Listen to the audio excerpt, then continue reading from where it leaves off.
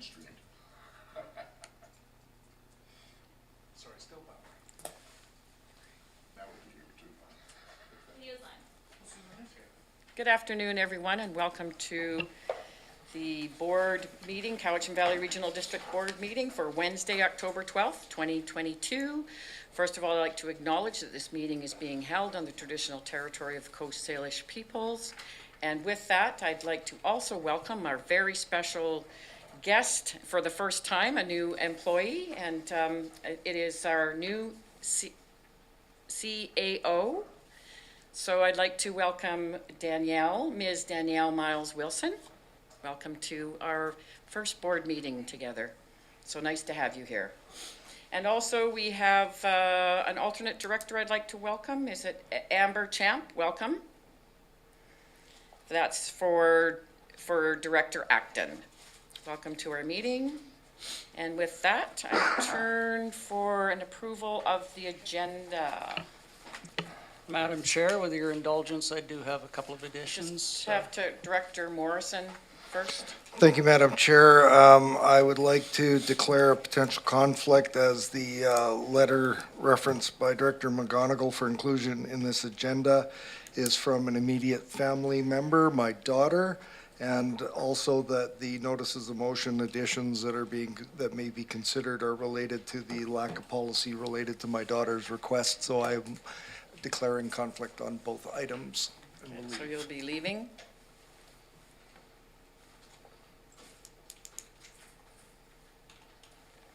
Director McGonigal.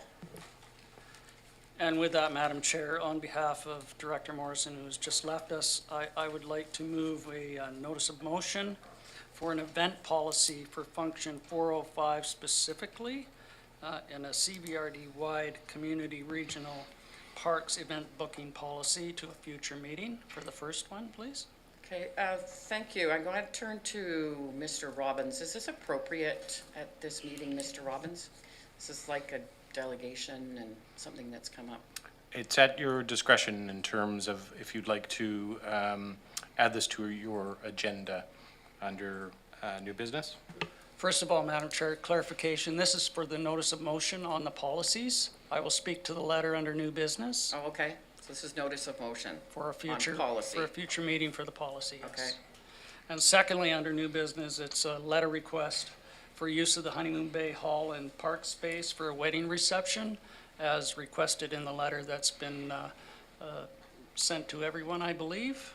So for clarity, if I may, Madam Chair, Director Sebring, go ahead, please. thank you. The letter would fall under new business, and the first item that Director McGonigal brings forward would fall under notices of motion. Okay. That's my understanding. So thank you. for the new business to be able to be put on here, is there, is it like, do we have to have a percentage voting for new business or Simple majority. simple majority? So basically, the motion would be that we adopt the agenda as amended, and if that fails, then we go back and adopt the agenda as circulated. Okay, go ahead, Director Smith, you have a question? Yes, I'm not sure that we have any information on this notice of motion to read. On the letter? Sure. Go ahead. For a notice of Stone. motion, that's just a notice saying that the motion with supporting information will be brought forward to the next board meeting. Thank you, 99%. Okay, I turn to, okay, so we're voting on the agenda with the new business. Madam Chair, I will move that the agenda be adopted as amended. Okay. So I'm gonna ask the committee if they're in favor or not. All in favor? Opposed, if any? How many opposed? Just the two of us. Director Smith and myself are opposed. Motion's carried. Turning now to Director McGonigal. I'm good for now, Madam Chair. I will get Director Morrison to return. Thank you.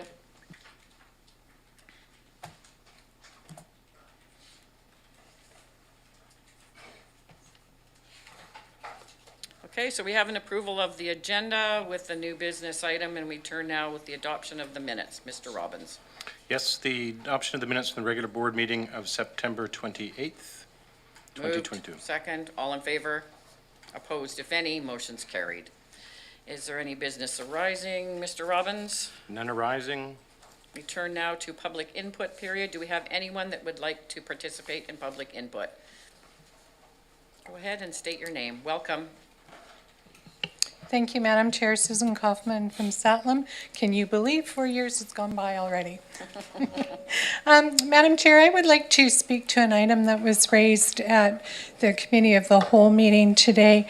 And it centers around the public's ability to ask questions and for those answers to be given in a public forum. You know, when the public comes and we give you your input and we hear the discussion, sometimes that input generates discussion. And then at the end of that discussion, there's an opportunity for the public to ask questions based on that discussion. And I find it troubling when the public is then told to correspond with staff directly. I think this is in conflict with the whole purpose of having an open meeting. I think I ask, and anyone who stands here, asks the chair the question, and I think then the chair should be able to direct those questions to staff, and that those questions be answered in a public way, maybe not at this meeting, but at a follow-up meeting. And just wanted to bring that forward because otherwise, what is the purpose of question period? Thank you. Thank you so much. Turn now to, I believe we are going right to the correspondence, Mr. Robbins. That's right, Madam Chair. Correspondence C1 is from BC Electoral Boundaries Commission. It's with regards to the preliminary report on BC Electoral Boundaries Commission. There are 4 correspondence links. The preliminary report, there's an opportunity to complete a survey and provide some input into the preliminary report, a schedule of public hearings, and then, of course, some accompanying maps that show the work of the Electoral Boundaries Commission. It's for your information. Okay, that's correspondence. Any questions on the correspondence? Go ahead, Director Stone.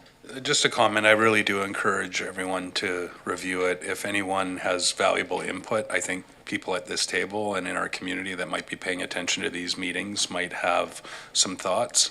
Generally, I think the work that's been done is good, but if you look at the Vancouver Island writings, there's some real oddities with the way that they've divided up certain regions. Like our region, for example, which now reaches from Chemainus to South Nanaimo in the Nanaimo North Cowichan riding would become a Nanaimo Ladysmith riding that would be largely rural, Cedar, Ladysmith, South Wellington, but then have this little narrow connection to Departure Bay, Hammond Bay area, which doesn't really seem to speak to the same issues, if you will. And to be fair, I don't think that's necessarily a statement of a lack of representation for people in Ladysmith, Cedar, or South Wellington, but more to those people in Departure Bay, Hammond Bay that may not have a similarity with the issues that might be in their areas. So I just encourage people to provide feedback that they may feel is valuable. Thank you. Thank you for that. And now I'll turn to the first of our committee reports, CR1, Mr. Robbins. Thank you, Madam Chair. CR1 is the report and recommendations of the Committee of the Whole of September 28, 2022. There are a number of recommendations. I turn to Director Sebring. Go ahead, please. Thank you, Madam Chair. The recommendations were published in the agenda, and I would move all 5 of them. Moving all 5, seconded by Director Stone. Is there any discussion? Seeing none, I'm going to call the question. All in favor? Opposed, if any? Motion is carried. CR2, Mr. Robbins. 2 parts with recommendations, report and recommendations of the Electoral Area Services Committee meeting of October 5th, 2022. I say 2 parts because there is 2 motions that are for electoral area directors only. Thank you. I turn to Director Salmon. Go ahead, please. Thank you. So the first part has 2 recommendations. I'd like to move those, please. Moved and second. All in favor? Opposed, if any? Motion's carried. Second part, Thank you, electoral Madam area Chair. directors only. Yes, EA only, and there are 3 recommendations there. I would like to move those, please. Moved, second. Any discussion? Seeing none. All in favor? Opposed, if any? Motion's carried. CR3, Mr. Robbins. CR3 is a report and recommendations of the Committee of the Whole from earlier today, October 12, 2022. There are two recommendations. Thank you. Turn to Director Sebring. Go ahead, please. Thank you, Madam Chair. Since these recommendations were not published in today's agenda, I will read them just into the record so folks know what it is we're voting on. First, that the license of use for transit shelter agreement with Vancouver Island University as described in a staff report to the October 12th, 2022 Committee of the Whole meeting be approved. And secondly, the grant application for up to $650,000 be submitted to the Union of BC Municipalities Community Resiliency Investment Program, Fire Smart Community Funding and Supports, with the CVRD as the primary applicant that will apply for, receive, and manage the grant funding, and I will so move. That's been moved. Is there a second? Moved and seconded. Is there any discussion? Seeing none. All in favor? Opposed, if any? Motion is carried. That's Thank my you so much. report, Madam Chair. Thank you so much. Your final report, maybe. And turning now to staff reports. Mr. Robbins. SR1 is a staff report from the General Manager, Corporate Services, with regards to Cowichan Housing Association emergency support for Magdalena apartment tenants. Two-part recommendation that the 2022 budget for Function 498 be amended and improved to A, decrease transfer to housing trust funds by $20,000, and B, increase grant to organization by $20,000, and two, that the Cowichan Housing Association request to disperse $20,000 housing trust fund to support tenants at the Magdalena apartment building be approved. Moved. Second. Any discussion? Go ahead, Director Smith, and then Director Sebring. Thank you. I am sort of concerned about this type of building and what has taken place, and it is in North Cowichan.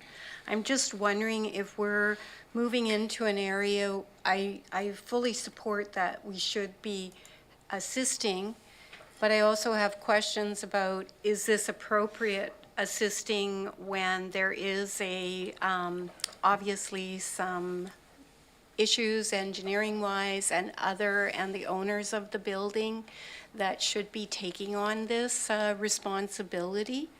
And so I'm not sure that we should be supporting this at this time. I'm not familiar enough with with the owner of the building and that development and the engineering and all the legal implications that are going on with it. So there is no information in that here for us to make that decision. Thank you.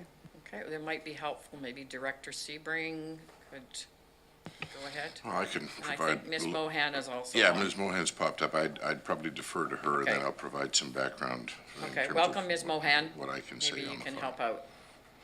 Thank you. Through the chair, to the directors, I think that we have to just distinguish this request as being a request of the CVRD directly, as rather a request from the Cowichan Housing Association to release funds that we hold for them for the purpose of something that is part of their mandate, which is emergency housing. So we're not asked to carry liability or make judgments in this regard. We're asked to, the board is asked to determine whether this qualifies under the funding agreement we have with them for emergency housing, which I believe it does. And then those other concerns are more for the Cowichan Housing Association than they are for this board. So. Thank you so much. I turn to Director Sebring. Go ahead. Thank you, Madam Chair. And I'm meeting weekly with the principals at Magdalena and staff at North Cowichan in terms of trying to move this file forward. I can say that it's actually accurate to say now that most of the tenants in that building, more than half of them, have found alternate housing. So we're down to, out of 64 units, I believe 28 are still occupied as of the end of this month. What this funding is for is to help folks with moving expenses, to help folks find other places. I think in some cases there may even be a little bit of subsidy involved for things like a damage deposit. These folks are in a difficult situation. They're stuck between a rock and a hard place. And I take Director Smith's point that, this is somewhat on the owner, except it's not so much on the owner as it is on the original engineering firm that did the geotech. And there's a lawsuit going on there. The owner's doing what they can to recover, but all that stuff takes time. And in the meantime, you know, I know that the company has been working with their insurance company to try to work some things out. There's all kinds of moving parts here, but the bottom line is, you know, a request for $20,000. If you split that out among 30 tenants, it's less than $1,000 per tenant, which is not a whole lot of money in today's housing market. And I would 100% support this, and I'd urge the board to support it as well, because, you know, as we heard from Ms. Mohan, this is about one of the core functions of the housing association, which has to do with emergency housing. I mean, if this was a case of folks had been burned out of their building, we wouldn't even think twice about it. This is kind of like that, except there's some legal things going on in the background that make it different. But from a tenant's perspective, they might as well be burned out of the building. It's that same feel. So I'll just leave it there. Thank you. Thank you so much. I believe Director Morrison, did you have your hand up? Go ahead, please, Director Morrison. Yeah, thank you, and thanks, Ms. Mohan and Director Sebring for that clarification. I know when I was reading this, all of those questions that Director Smith brought up were definitely rattling around in my head, but the conclusion I come to at the end of the day is that this is about people that are in a really crappy situation through no fault of their own, and these dollars just may make the difference between them, you know, getting into a spot in a really tight rental market, and I think that it's completely appropriate that we, you know, free up the purse strings a little bit so that the housing association, who are quite frankly the professionals in this matter, can make the appropriate decisions when appropriate. So I support this. Thank you so much. I'm going to call the question. All in favor? Opposed, if any? Motion is carried. Thank you so much. We turn to SR2. Mr. Robbins, this is for information. Go ahead. SR2 is a staff report from the Finance Division with regards to the financial plan, 5-year financial plan 2022-2026 amendment bylaw number 4452. That bylaw is later in your agenda. Ms. Weiner, did you want to say anything? No, I'm just Okay, here. here for questioning. Are there any questions on this? Go ahead, Director Stone. No question. Okay, this is for information. Thank you. Okay, moving along. Thank you so much. SR3, Mr. Robbins. Is a staff report from the Utilities Division with regards to amendment bylaw 4451, rate amendment to water systems regulatory and management bylaw. And as in SR2, this is later in the agenda under bylaws. It's for your information. Seeing no hands up, we move along. SR4, thank you. SR4 is the staff report from the Strategic Initiatives Division with regards to a Town of Ladysmith referral, telecommunication structure. The recommendation that the Town of Ladysmith be informed that the interests of the Cowichan Valley Regional District are unaffected by the proposed telecommunications antenna structure at 330 6th Avenue, Ladysmith. Moved. Second. All in favor? Opposed, if any? Motion's carried. Thank you so much. SR4, moving right along. We just did SR4. Oh, sorry. So we're moving Really to- moving right along. we're Okay. moving right On to along. bylaws, sorry. Bylaw B1, and the recommendation that CVRD bylaw number 4451, Water Systems Regulatory and Management Amendment Bylaw 2022 be granted first, second, and third readings. Moved. Second. All in favor? Opposed, if any? Motion's carried. And that CVRD bylaw 4451, Water Systems Regulatory and Management Amendment Bylaw 2022 be adopted. Moved. Second. All in favor? Opposed, if any? Motion's carried. Moving to B2, that CVRD bylaw number 4440, Development Application Procedures Amendment Bylaw 2022 be granted first, second, and third readings. Is there a mover? Moved. Seconder, second. All in favor? Opposed, if any? Motion's carried. B3, that second reading of CVRD bylaw number 4349, Cannabis Uses 2021 be rescinded. Moved. Second. All in favor? Opposed, if any? Motion's carried. And then that CVRD bylaw number 4349, cannabis uses 2021, be granted second reading as amended. Moved. Second. All in favor? Opposed, if any? Motion's carried. And finally, under bylaws B4, that CVRD bylaw number 4452, five-year financial plan 2022 to 2026, amendment bylaw 2022 be granted first, second, and third readings. Moved and seconded. All in favor? Opposed, if any? Motion's carried. And finally, under bylaws, that CVRD bylaw 4452, five-year financial plan 2022 to 2026, amendment bylaw 2022 be adopted. Moved. Second. All in favor? Opposed, if any? Motion's carried. Madam Chair, moving, there's nothing under bylaws, electoral area directors, there's nothing under resolutions, no unfinished business. We had the addition of the notice of motion at the beginning of the agenda. And then finally, we go to the new business item. There was a letter addition. Director Morrison had his hand up. Okay, so we're at the new business. Go ahead. I'd like to declare a potential conflict of interest as the letter being considered is from an immediate family member, my daughter, and I will excuse myself.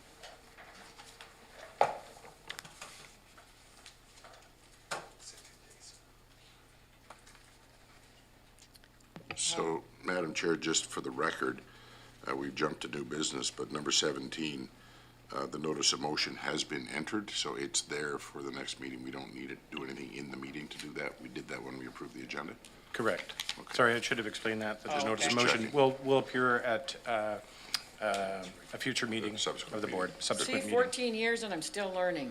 Never ends. Never had that. I wanted to double check There because we I wasn't go. sure either. Not Good. very many notice of motions come. 92. I remember that. You got that one wrong. Okay. So go ahead, Mr. Robbins, but I do have Director Marsh. Go ahead, please. Through you to Mr. Robbins, are we then going to question period? No, we're now going to speak to new business 1, the letter that was sent to us. Okay. And that's Can regards to- Sorry. can I speak just before question period, Madam Chair? Yes, have you seen the letter? Do you have the letter? Has everybody seen the letter? Do we need to take a break for the letter?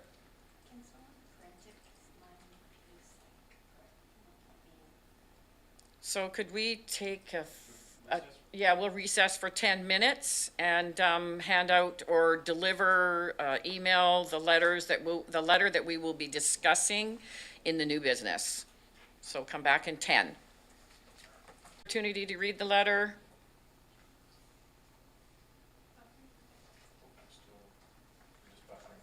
Oh, so she wouldn't hear me? No, she'll hear you, but we're not. Okay. 'Cause I was muted. Sorry, I heard you. Yes, I read it. Okay, thank you. Thank you.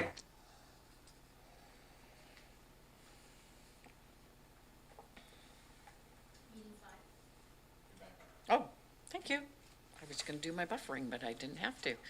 Welcome back, everyone. The letters have been distributed, so make it clear that everybody has read them. And now we will go ahead with the new business 1.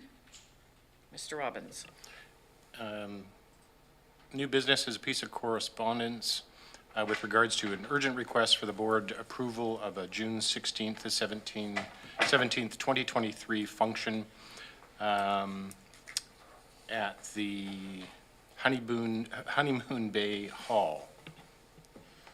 To Director Smith.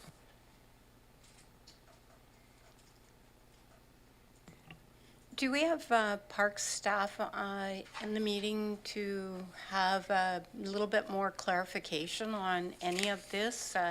The person is indicating that they're shocked when the park staff emailed them, and they're also indicating that our organization's reputation plummets even further. So, can we have some clarification from the Parks Department, please? Thank you. Do I have Mr. Farquhar? Anybody from Parks that could help us out? Seeing, Madam Chair, is Mr. Alzinga not the general manager of that, or has that changed? we're looking for the parks, well, I guess, I don't know if, okay. Okay, Mr. Alzinga will speak to that briefly. Thank you. Welcome, Mr. Alzinga. Thank you, Madam Chair. Can everyone hear me? Yes. So there has been some discussion between Parks and Recreation, two separate divisions of the CVRD around this. The issue is in parks spaces. As I understand from Mr. Farquhar, that the availability of CVRD park spaces for special events are limited to events that are open to the public to attend or participate. They're approved through the CVRD's special event application process. Range of events are typically fairs, ball tournaments, festivals, et cetera. Private functions requesting exclusive use are not permitted, as the CVRD does not have a policy or administrative structure to approve closure of or exclusive use of a park or any portion thereof. There are a couple of spaces that are bookable at the Bright Angel Park in Glenora, which were purpose-built for this, including shelters. The CVRD, however, does approve through the parks event application non-exclusive use of park spaces for wedding ceremonies on the understanding that such approval is not granting exclusive use or any reservation. Wedding parties are made aware that the park space remains open to the public. Wedding ceremonies can take place. Approval of non-exclusive wedding ceremonies in the CVRD park are also on the condition that no permanent fixtures will be set up, installed in the park, and the serving of alcoholic beverages are not permitted. CVRD regularly receives inquiries to be held in CVRD parks. On some occasions, the wedding ceremony has taken place outside of a park area, but past requests, in addition to hall space to set up outdoor tents, et cetera, have not been approved. That's an overall summary.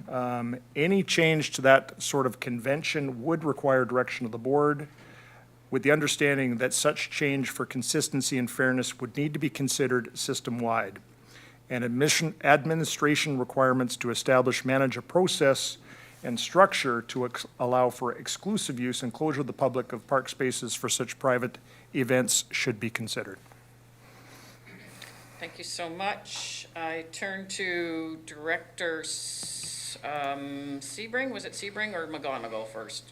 Go ahead, Director McGonigal, then Director Sebring, and I have myself on the list. Oh, back to Director Smith. Thank you, and given some of the comments by Mr. Alzinga, I think that bodes well for the notice of motion that was put forward on a policy for such events, regional parks and community parks, so that we don't get into a similar situation as the request.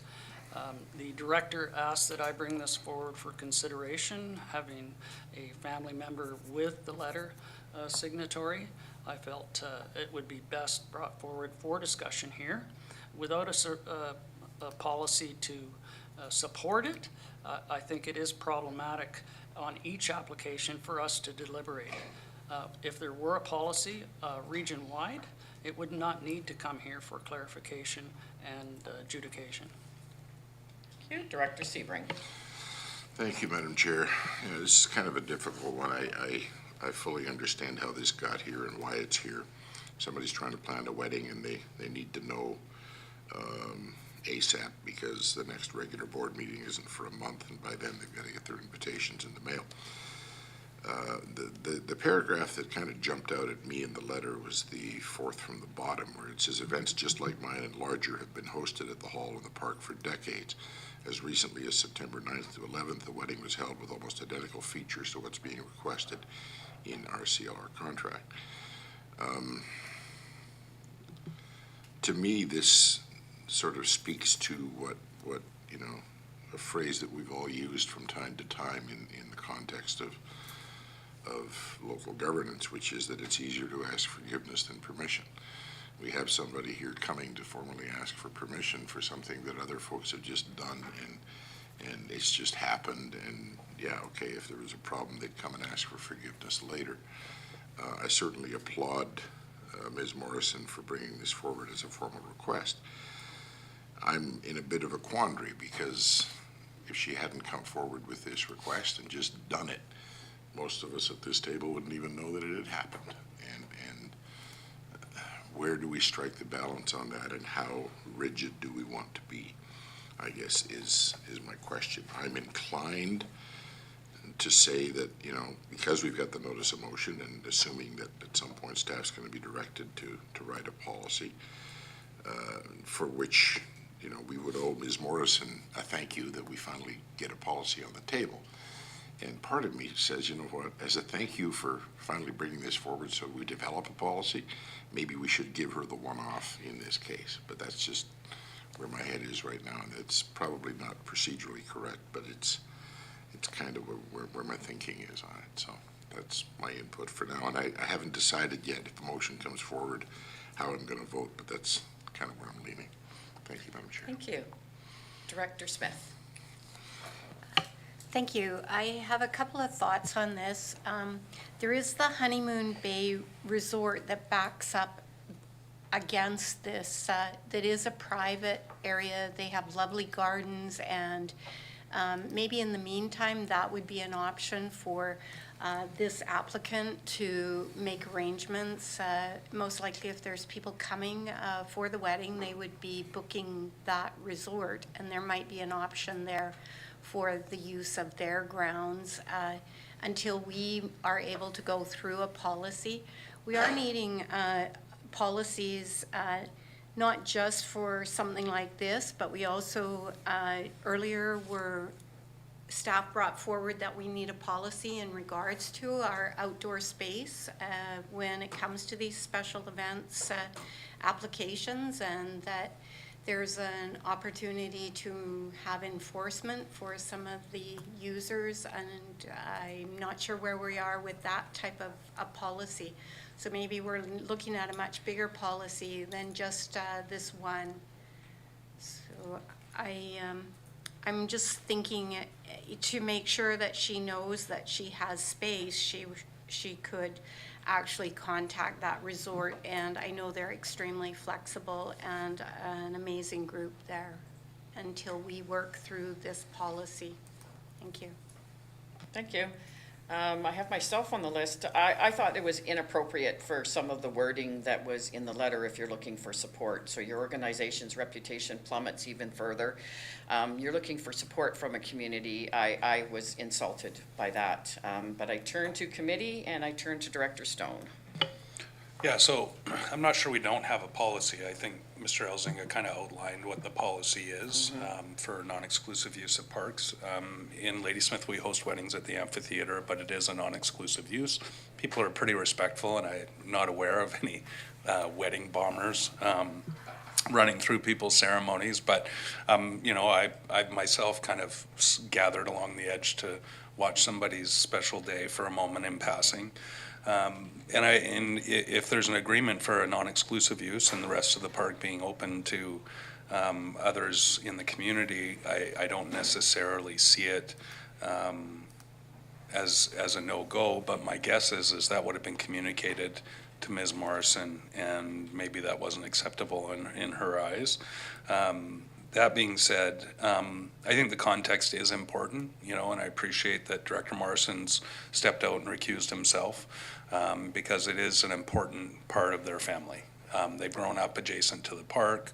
It's been a part of their lives, and I could understand wanting to be married there. My wife and I were married at the Centennial Hall in Lake Cowichan, and I joked with Director McGonigal that I'm sure some of our attendees at our wedding and reception used the park space unauthorized at our wedding. And I'm thankful to the town of Lake Cowichan for allowing us to be there. That being said, I'm also a little bit perturbed by the language in the letter, and I'm surprised about it, to be honest. But that doesn't sort of change the overriding principle for me, is that there does seem to be some room there if the hall is rented to utilize non-exclusive use of the park space, and I would be willing to support that if that came forward in the absence of a more detailed and specific policy to come forward in the future. Okay, is there anyone else anybody else would like to speak to this? Also, the staff is, just reiterating that the staff has also spoken that not in favor of this, so. I have my hand up. Go ahead. Sorry, didn't see you. No, that's okay. It's actually awkward today, sorry, Director Staples, because I have more people in the building this time, so I'm doing my reverse with my brain. Thanks, go ahead. Yeah, no, that's okay. It's all right. I agree with what Director Stone was just saying. I think, on all fronts, the tone of the letter, I don't know why you would go down that road, but at the same time, people tend to, get frustrated in situations, and part of our job is to listen to frustrations. I would like it in the future if people consider that when they're writing in to talk to us about things that, that they're concerned about, and that they'd like addressed differently. But non-exclusive use is something that we have, and it's never been a problem to my knowledge. I just think of, even the Cobb Oven in Centennial Park and how many times I've gone to events there and used it for events, and in other areas of the regional district as well. And it's never been an issue. People respect the space. So, if you want to use that grassy knoll to get married, I don't know why, you would that just sort of happens. Like when people set up at the Cobb Oven, they take over parts of the park with tents and all sorts of stuff, and it's not ever been an issue. And so, and again, just as one example, but I have hundreds of examples over the years of different places. So perhaps that can just be, explained maybe differently, and that someone can just sit and talk to her from staff and just assure her that that's, using that space outside is fine, but that there are other people that will be around. But people are generally extraordinarily respectful of those types of things. And I would imagine in a smaller community even more so. So that's all I have to add, but I'd like to move, and I actually can't remember exactly what the motion was, but I like the way that Director Stone framed it in terms of the unrestricted use, if that's something that we need to actually have as a motion. Sure. I don't know if we do, because it sounds like that's already a policy we have, so. I have a motion drafted. I have Mr. Elzinga first, and then I will turn to Director Sebring. Mr. Elzinga? Thank you, Madam Chair. I'm having some issues with my camera, so my camera may be off, but staff would be looking for some clarification if the board proceeds with an exclusive use for this in a park space. Staff would be looking for direction around alcohol, amplified music, and any setup of fixtures, including tents or anything else for this particular event. So typically, alcohol is not permitted in parks, but that would be a factor as part of this decision. Okay, thanks. Could everybody hear that? Okay, so I turn back to Director Staples and then Director Sebring. I just have a question then, but in the actual hall itself, the use of alcohol is permitted, correct, for special events? Mr. Elzinga? Thank you, Madam Chair. Through to Director Staples. Yes, that is correct, that there is a license that can be obtained for that hall, and I believe has for this particular event. Okay, because it just sounds like they just want to get married outside and have the rest of the event inside is how I read it, but I could be reading it incorrectly. My understanding is that they want to set up some fixtures, including tents. I'm not 100% sure on the alcohol piece myself. Is that good, Director Staples? Follow up? Okay, I turn to Director Stone, then Sebring. Just a question, through to Mr. Elzinga, if I could. When I was listening to what you were saying, I thought you said something about no erection of permanent fixtures in the park. Are tents not allowed? Mr. Elzinga? So typically tents aren't permitted for setup for this, from my understanding from parks, but it is a request for this particular application. Okay, and I believe, and I think that I can infer, a concern would be tents are set up, tables are set up. If alcohol is served inside, it may be consumed in the park. And I see nodding across the ways. I think that is a correct assumption. Okay, thank you. Okay, I turn to Director Sebring. Thank you, Madam Chair. I had drafted a motion, and I'm going to try it on for size because, you know, I heard from Mr. Elzinga that, you know, the concern about the tables and the tents is the serving of alcohol. And if we expressly say no alcohol outside, that might address this. I mean, if they want to get married outside and they want to put up a little, you know, wedding bower with flowers, I'm sure it'll be gone by the end of the day. I can't imagine that's a huge issue. So I would make a motion that in response to the October 11th letter from Rhiannon Morrison, the board approve the use on a non-exclusive basis of lands adjacent to the Honeymoon Bay Hall for a wedding reception on June 17th, 2023, and on the condition that no alcohol be consumed outside the hall.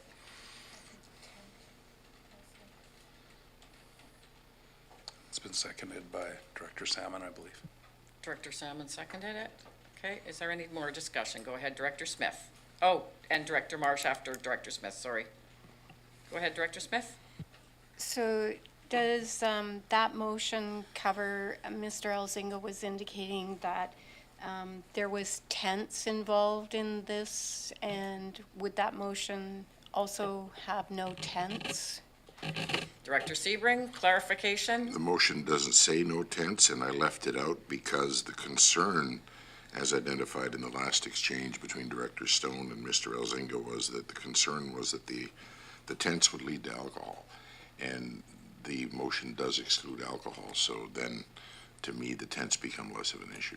Follow-up, Director Smith, go ahead, please. I think that the tents become a liability in the CVRD for if it's open to the public and someone trips over a tent or a peg or something like that. So I'm not sure if that would be something that staff would need to clarify.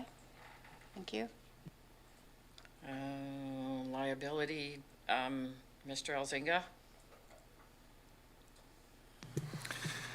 Thank you, Madam Chair, and Ms. Weiner and I were talking here on the side that we would certainly be looking for insurance to cover all aspects of the event, whether it's liability insurance or any other components.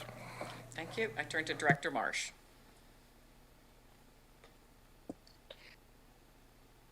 Yeah,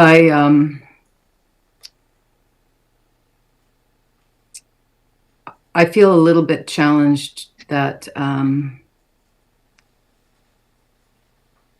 that the parents were mentioned, and one of them is a member of this board, and tying that to our reputation plummeting. I feel a little uncomfortable with that.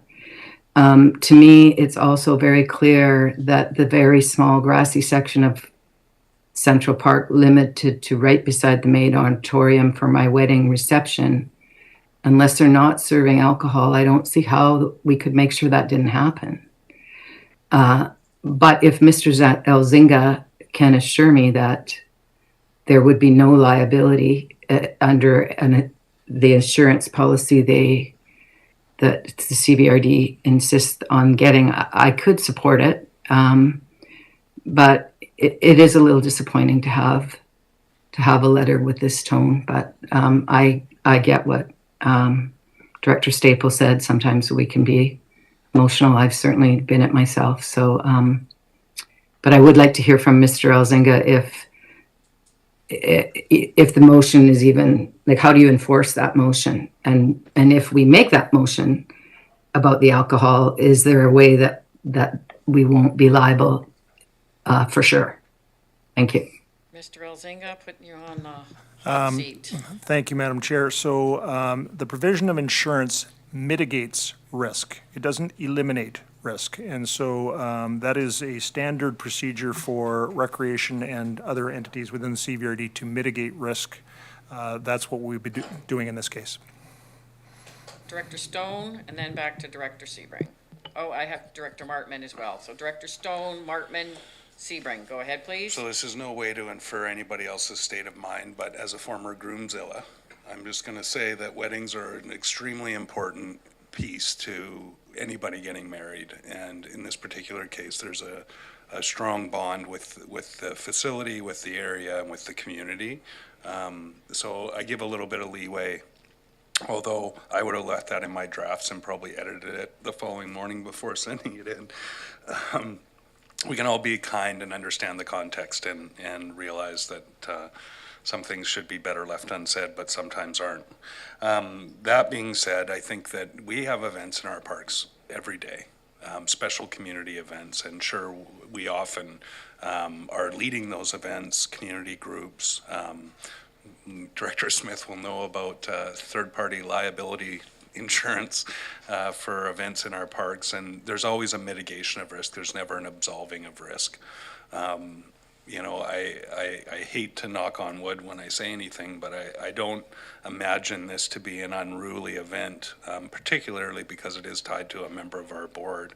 And is well known in the community that if there are any concerned eyes, I'm sure they'll be finely tuned into the comings and goings at the event.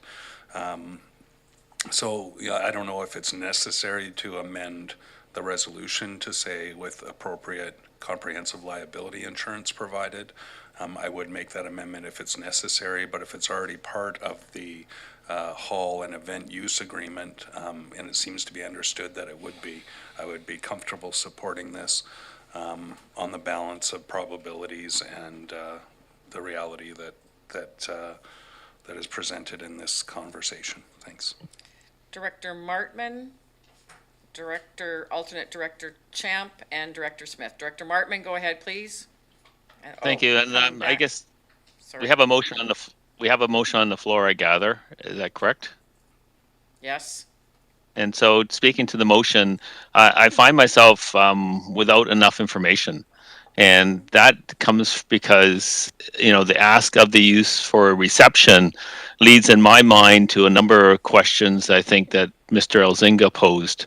Noise or music, you know, access to whether it's shade or a tent in place. I think he had a couple other concerns as well, and I just don't know the details. And I feel somewhat in making an operational decision here, and rather than this more of the governance approach to I thought the board was supposed to take. And so I'm if we're going to make that type of decision, I would like to see all the details on what's required before I vote on this motion. Thank you. Thank you. I turn to Alternate Director Champ. Go ahead, please. Hey guys, sorry, maybe it's just my stupidity, but I'm wondering, why do they need our permission? I just feel like it opens us up to a liability if we get permission, whereas anybody else would just go have a picnic, set up whatever they want in the park. Well, it's a policy and it's a contract for use of the hall as well. Oh, so because it includes the hall, not just the park area beside it. Right. Gotcha. Okay. Okay. I was just wondering about the liability of it. Thank you. Okay, we turn to Director Smith and then back to Director Sebring. Go ahead, Director Smith. Thank you. I feel like Ben or Director Martman that I'm not seeing enough details here. I'm not sure if the hall has one insurance policy and then you'd need another insurance policy to use the park area because the park isn't part of the hall. You know, we seem to have gone around and around in circles, and yes, it's lovely when people get married and it's in their home area. But we're here to make decisions that are governance decisions, and we're spending a lot of time on something that was brought forward last minute, and it's a little bit hard without knowing a lot more details on what the responsibilities of the CVRD and where it fits into our insurances, our special use permits under the Cowichan Lake recreation. So I think that it would be better if we had more clarification on this. So I really don't feel I can support. Are you referring moving it? I think we should refer it to staff and have something brought back for us to actually see where we are at with this. So referral? Is there a seconder on the referral?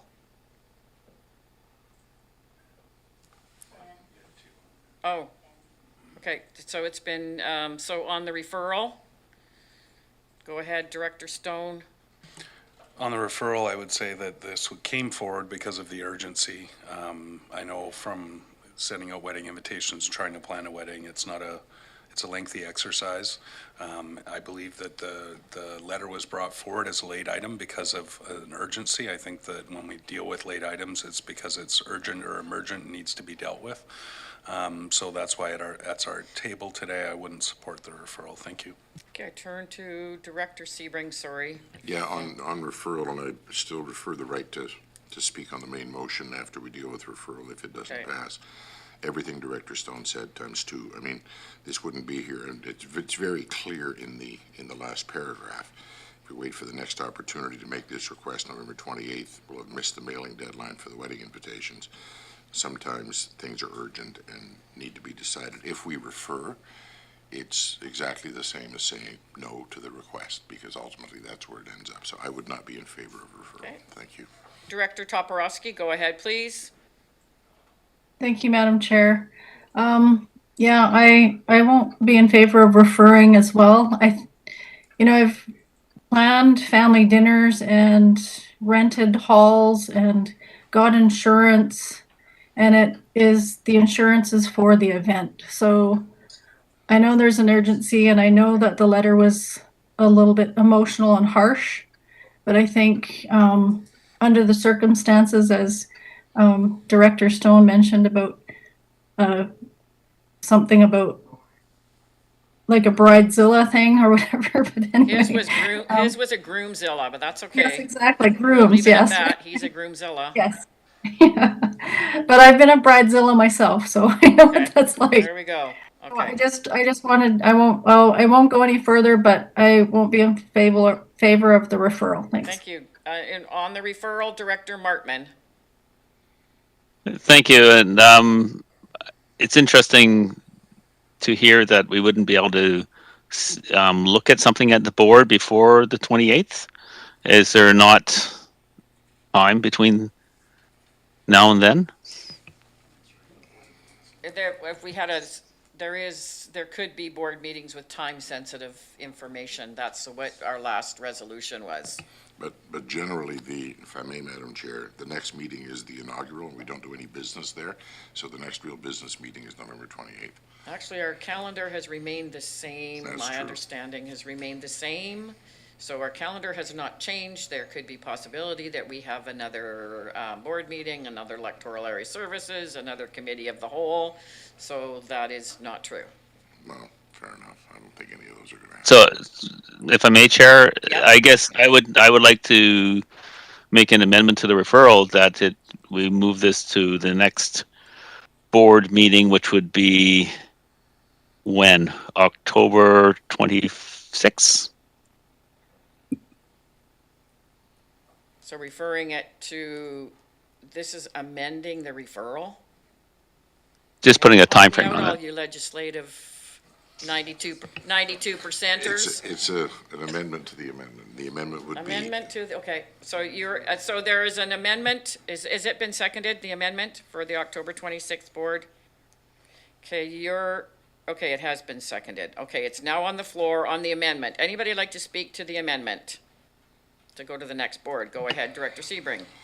You guys are challenging me for my last hurrah. I'm sorry. I mean, the October 26th meeting, granted, is still in the calendar, but I think we all approved the continuation of that calendar on the understanding that we would leave that because it's easier to cancel a meeting than to schedule a special meeting if something comes up. I don't think there's any expectation among most of us on this board that we're actually going to be meeting on October 26th between the election and the swearing in. And, if there is such a meeting, I'm telling you right now, I won't be here. But that's neither here nor there. I mean, it was easier to maintain the calendar rather than to have to, if there was a serious emergency issue, schedule a special meeting. But I fully expect that we'll all be getting an email from staff in the next week or so saying there's no emergent business. So the October 26th meeting is going to be canceled. And I can't support an amendment that would bump this to a meeting that, absent this, would be canceled. This might be the only item on the agenda. I think we should deal with it today. So I'll be. Okay, this is an amendment for the October 26th calendar for us to meet to refer add it to the referral. I'm going to call question on the amendment. All in favor?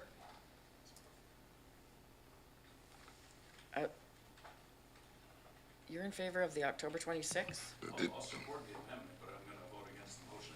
Oh, okay. Okay, just Madam Chair, sorry, I'm I'm going to confused. call the question again. All in favor of the amendment of October 26th? Director Yanni DiNardo, we have 1, 2, 3, 4, motion has failed.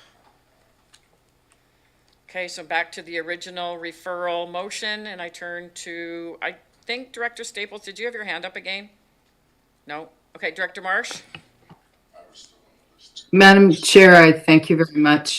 There's been quite a bit of time spent on this, and I think that that's good, actually. There was a lot of input, and I now can support this, having really looked at that apparently these weddings are held in that way already, and perhaps, and I don't know this, but perhaps because the person having the wedding is so connected to someone who sits at this board, maybe they went through a process that other weddings haven't.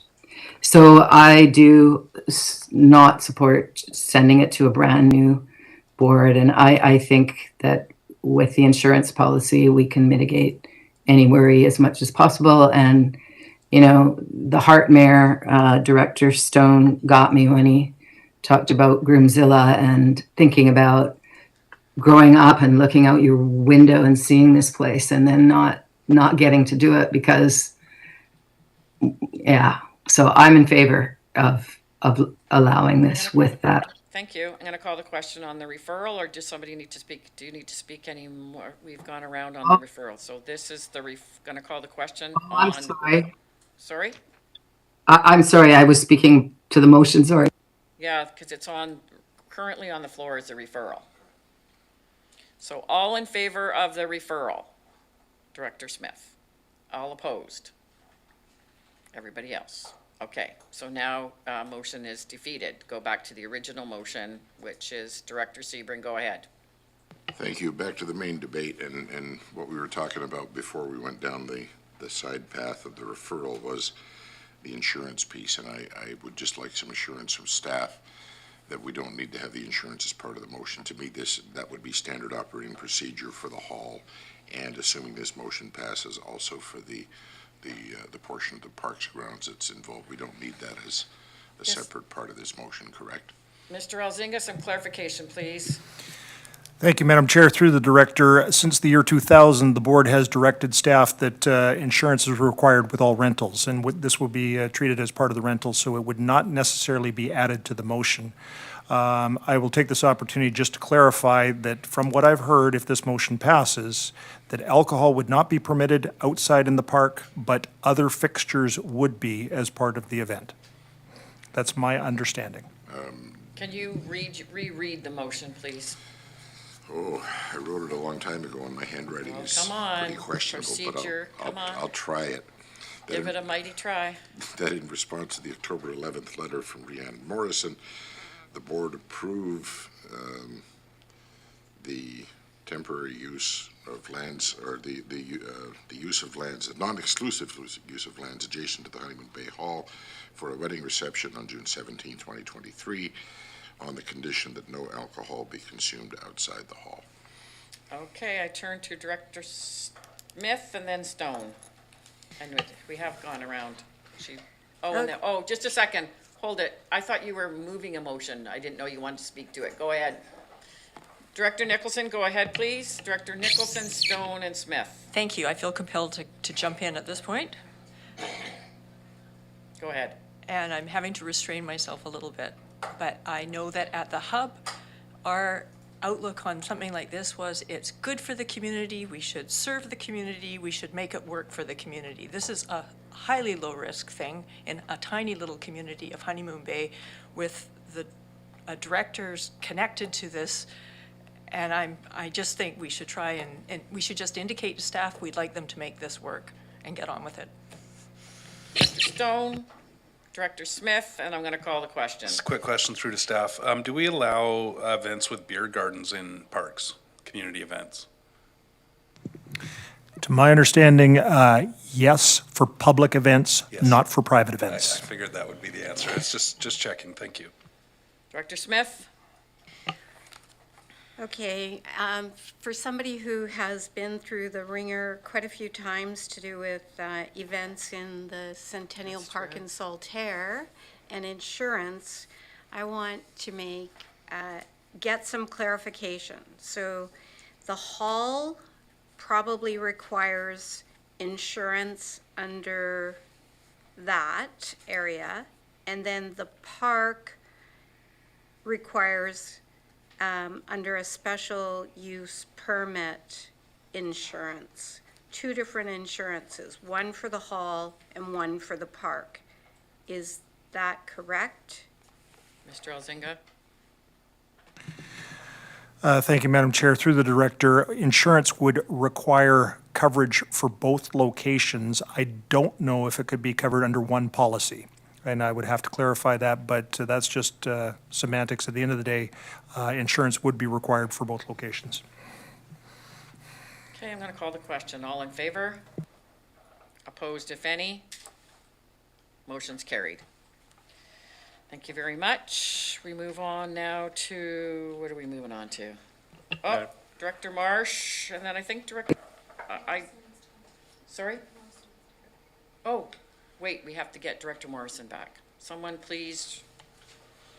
While we're getting Director Morrison back, Madam Chair, just on a point of privilege, I wonder if we have anything we want to say to the community or to the board that we wait until after question period, if it's not related to the business of today's agenda. Okay.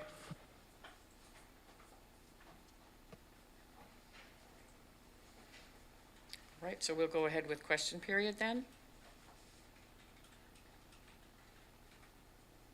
Is there someone from the gallery that wishes to speak? Do we have any virtual? We have none virtual. Go ahead.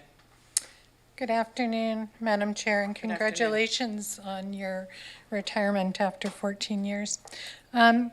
Just to seek a point of clarity relating to the Cowichan Housing bit.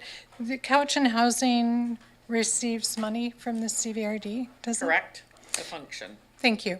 So for these monies going to the people that are affected by the Magdalena, absolutely support.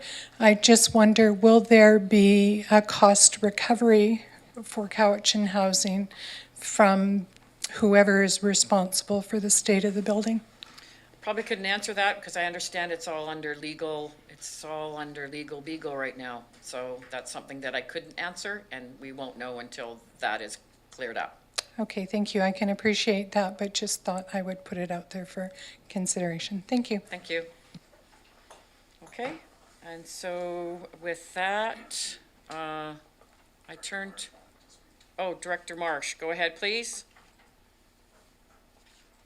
Yeah, Madam Chair, I just wanted to, thank the three chairs of this term, former Chair Morrison and Stone. And I particularly want to thank you and for doing such a wonderful job and for your 14 years of serving your community and your selflessness in doing that in terms of always stepping up and doing your part. And your community has stood behind you to do that.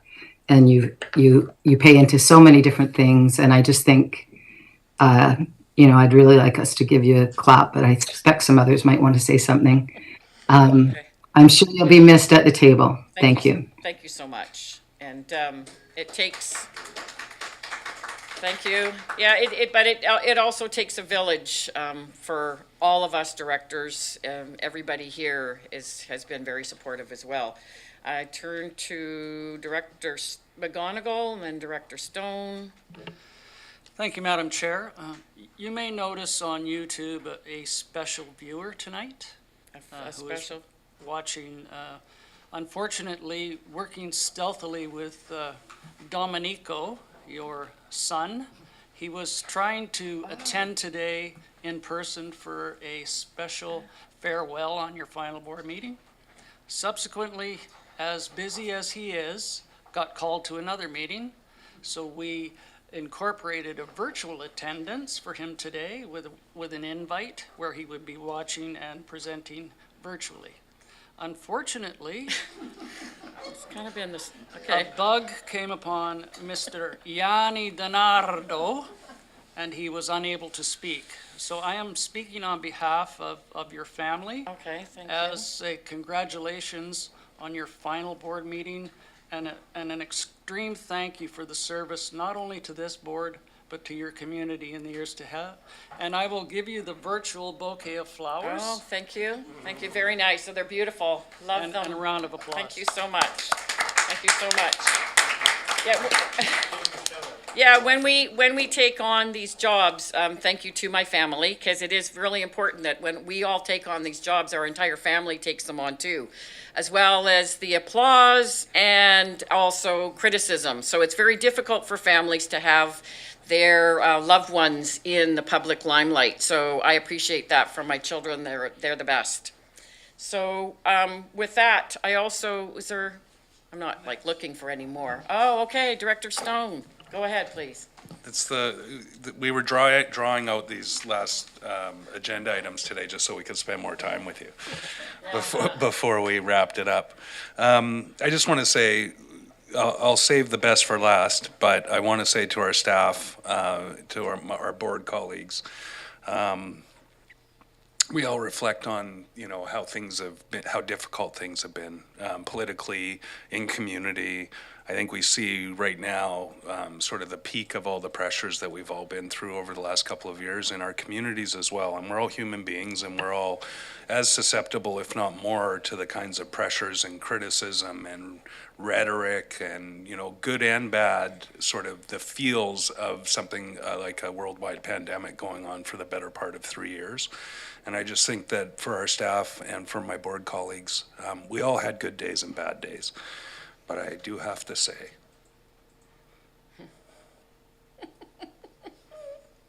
without getting too emo,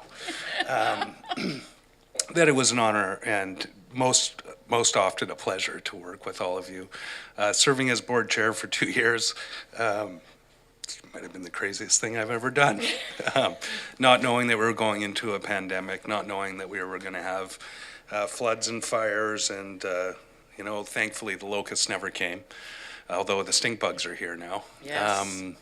But the reality is that when we reflect back on this term, it was the most challenging term in a generation, most challenging time in a generation for so many people. As a small business person, as a parent, as a community leader, I think I got to see at least my share of it. And I still think we're suffering the after effects and the hangover of that. So I just share my unending gratitude and respect with everyone around this table, and that includes our staff. And finally, to my former chair prior to my time, Director Morrison, thank you for your leadership and guidance. I know that our competition for the board chair seat may continue next term, now that Lori's out of the way. But the reality is that, for all the highs and lows, I am still so grateful and respectful for all of you. And to you, Lori, especially after what I think we all went through during that 2 years I was chair, and I only take part of the blame for that. Stepping up to be chair for the last year of this term took no end of patience and bravery. And I think that you deserve more than your share of fair share.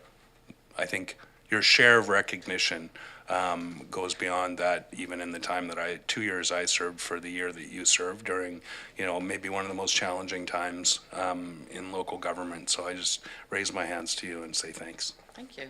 Thank you. I turn to Director Salmon.